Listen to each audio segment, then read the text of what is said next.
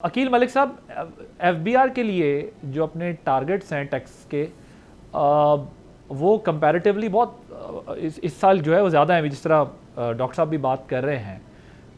इस साल का जो शॉर्टफॉल है 1 ट्रिलियन है और इतना बड़ा टारगेट किस तरह अचीव करेंगे, कैसे पॉसिबल होगा? 1 ट्रिलियन तो इस साल का शॉर्टेज है। अभी डॉक्टर साहब जिस तरफ इशारा कर रहे हैं वो यही बात कर रहे हैं, तो कैसे करेंगे आप लोग? और फिर आपके एफबीआर के चेयरमैन जो हैं वो 2-4 सवालात ज़्यादा हो जाए तो या कोई एक आध खबर लग जाए तो बड़े नाराज़ भी हो जाते हैं। देखिए आदिल साहब, आपने राइटली पॉइंट आउट किया, डिस्पाइट द फैक्ट कि मैं कोई फाइनेंस या इकोनॉमिक एक्सपर्ट नहीं हूं, लेकिन ये उसके साथ साथ आप ये जरूर देख लें कि आम सादा जबान में अगर आपको बात बताऊं तो हमने टैक्स बेस को ब्रॉडन किया है। और किस तरह किया है कि उसकी सबसे वाज़ेह मिसाल ताजे दो स्कीम जो हमने इस टैक्स जो फाइनेंशियल ईयर जो मनी बिल प्रेजेंट किया पार्लियामेंट में, इससे पहले आपको याद होगा कि वो प्रेजेंट हुई स्कीम और वो ताजरों के साथ मिल के मुशावरत से बनाई गई, और उसमें फिर 1% की बात और मिनिमम 25,000 रुपीज की बात and so and so fourth. तो वो एक मैकेनिज्म हमने टैक्स जो बेस है उसको ब्रॉडन करने के लिए हमने बिल्कुल वी नो परफेक्टली वेल कि इस दफा टैक्स कलेक्शन है, उस हवाले से हमें उसमें ज्यादा जो है तवनाई वो सर्व करनी पड़ेगी और हमें innovative out of the box ideas भी देखने की जरूरत है। और जिस तरह आपने पहले भी जिक्र किया कि 78 साल से जिन लोगों ने टैक्स नहीं दिया, तो कम से कम वो we'll have to begin somewhere. और यही बात वजीर मुमलिकत बराए खजाना और वजीर खजाना ने बात की कि कहीं ना कहीं से तो स्टार्ट लेना पड़ेगा, और हमने वो स्टार्ट लिया ताजरों के साथ कि वो ताजिर जिसमें कुछ एक्सेप्शंस भी हैं टियर 1 की, लेकिन वो ताजिर जो खुद जो है एक आसान, बजाय इसके कि 27 सफ़ों का फॉर्म फिल करें, वो खुद अपनी एक सेल्फ असेसमेंट भी कर सकते हैं। फॉर्म उनका 1 पेजर थ्रू जो है एन एप्लीकेशन, और वो खुद जो है अपनी टैक्स की असेसमेंट करके उसमें, तो ये कतरा कतरा जो है वो समंदर बनाता है। तो इंशाल्लाह जो हमारे ये रिफॉर्म्स हैं टैक्स के हवाले से, जो टैक्स बेस जो हमने ब्रॉडन की है, तो ये बिल्कुल उसमें ऐड ऑन करेगी और उसमें बिल्कुल कंट्रीब्यूट करेगी। इसी के साथ जो है हम कंटिन्यू कर रहे हैं इंपोर्ट जो टैरिफ रिफॉर्म्स हैं उसको कर रहे हैं, और लेकिन उसके साथ साथ आईटी सेक्टर में हमने इंसेंटिव्स भी दिए हैं। तो जब आप इंसेंटिव्स देते हैं तो ऑब्वियसली उसके साथ फिर आप देखते हैं कि किस तरह जो है आपने उस शॉर्टफॉल को कम करना है, और किस तरह वो जो एक नंबर है आपने उसको कंप्लीट करना है, पूरा करना है।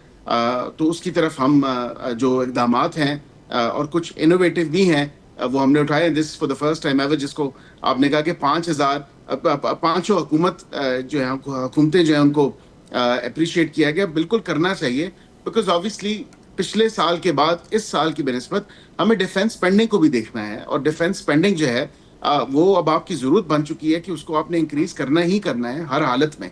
और स्ट्रेटेजिक जो आपकी है वैसे उसको भी वैसे बैरिस्टर साहब ये मुझे बताएं, सप्लीमेंट करने की ये जरूरत बताएं, है ये जो जी। सूबों से आप ले रहे हैं पैसे, एनएफसी वाला शेयर का जो मामला है, तो क्या ये 1 ईयर के लिए है, फॉर नेक्स्ट 2-3 ईयर्स है, क्या है आपकी अंडरस्टैंडिंग प्रोविंसेस के साथ?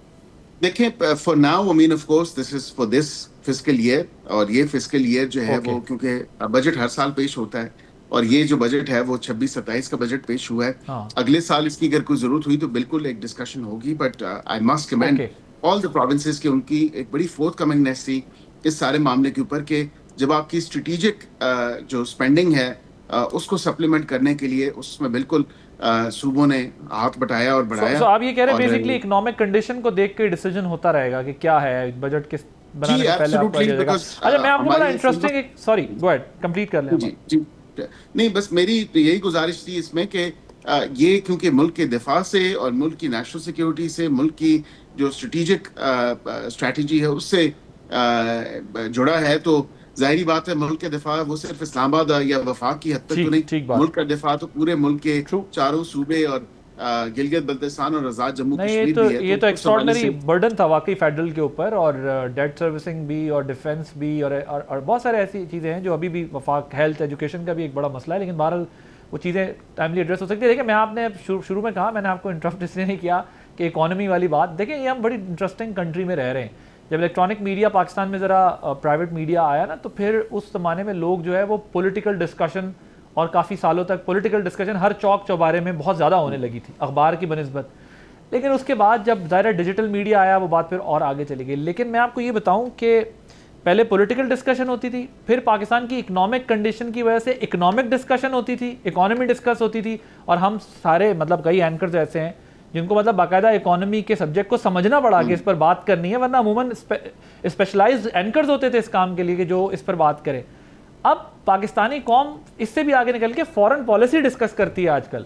सो अब हम सबको जो है ना वो थोड़ा थोड़ा हर चीज़ के लिए तैयार रहना चाहिए, गेस्ट को भी तैयार रहना चाहिए और एंकर को भी तैयार रहना चाहिए। अब तो बात फॉरेन पॉलिसी तक जा पहुंची है, लोग फॉरेन पॉलिसी डिस्कस करते हैं, अमेरिका क्या करेगा और हम क्या करेंगे और ईरान क्या करेगा। डॉक्टर साहब, आप इससे पहले भी बात कर रहे थे, ये जो डेट सर्विसिंग की बात हो रही थी, अब ये जो इंटरेस्ट है कर्ज़ों की जो अदायगियों का, पाकिस्तान की जो लॉन्ग टर्म इकोनॉमिक कैपेसिटी है उस पर कितना इसका इम्पैक्ट जो है वो पड़ता है? तो एक तो ये आपने जो सवाल पूछा, बिकॉज आई से the 5 governments have come together, it's a good thing for Pakistan. I think ये 3 इयर्स के लिए है। और ये बहुत बड़ी स्पेस दी है इसने, वरना हमें बहुत नए टैक्सेस लगाने पड़ते। So we are always trying to be critical and seeing the glass half full. This directionally is the right move. NFC अगर कर लेंगे तो मे बी अगेन IMF ने इससे पहले नेशनल फिस्कल पैक्ट कराया था। मुझे तकलीफ होती है जब हम बाहर के स्टेक होल्डर्स से की बात पर हम इस किस्म के काम करते हैं।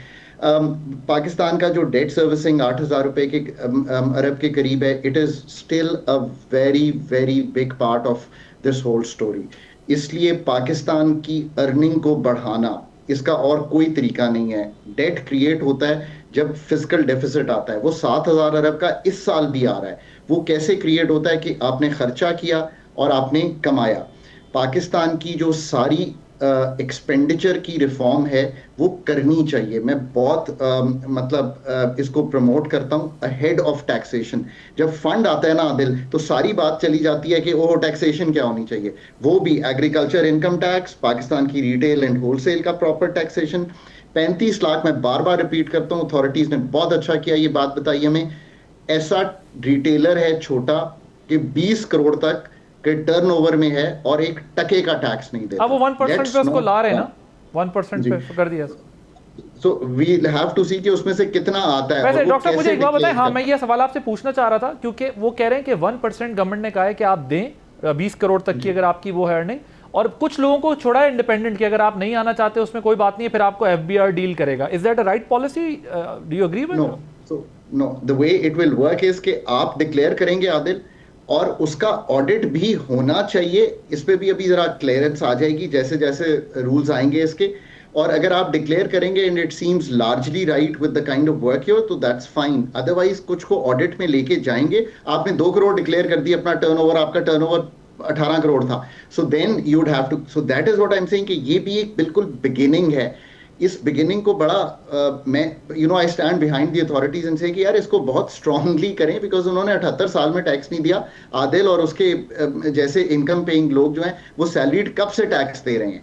So it is thing. और इसको इवेंचुअली जो प्रॉब्लम आ रही है इसमें वो क्या आ रही है, इसको POS से निकाल दिया हमने। सो हम कोई चेन नहीं बनाएंगे of the sales tax. That's why I say कि यार डीपर डिस्कशन करें even on, so you are not satisfied with that कि एक दफा नेट में ले आए फिर उसके बाद जो है वो नेट में लाएं, ऑडिट करें, POS में लेके आए। POS से नहीं निकालना चाहिए। That's something I don't agree with. Otherwise it kind of becomes a lollipop to them कि यार मतलब हम इसमें ये नहीं कर सके।